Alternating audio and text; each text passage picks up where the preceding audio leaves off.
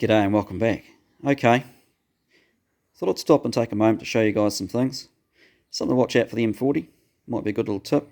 If not, disregard. Okay, M40 B18, BMW E30, 1.8 litre 4-cylinder with cam belt. Now, pulled this one apart in the past to find cracked cylinder head. We're working on a cylinder head swap.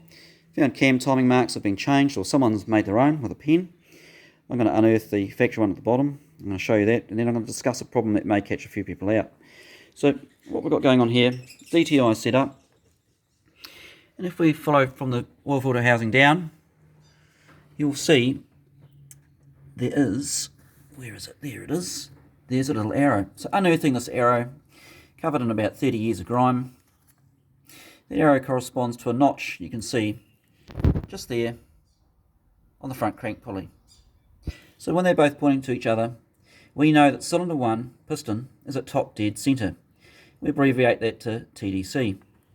So going back to the piston, set up TDC, checked it with the DTI. We know that marking is accurate. Now, I wanted to check that as well, because this is the reason being. This is a good trap for young players.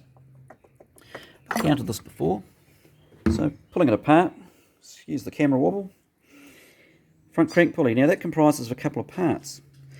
So the outer part, sort of bonded, has a rubber damper in between. I've encountered that to slip before. So what would happen there, not only have we had problems with the crank position sensor getting a sort of a wrong reading or a false reading of where it's really pointing to, also our timing mark when we do the cam belt won't be accurate either. So with the DTI, we can check that, and we know that that mark is accurate and everything's spot on. Okay guys, thanks for watching.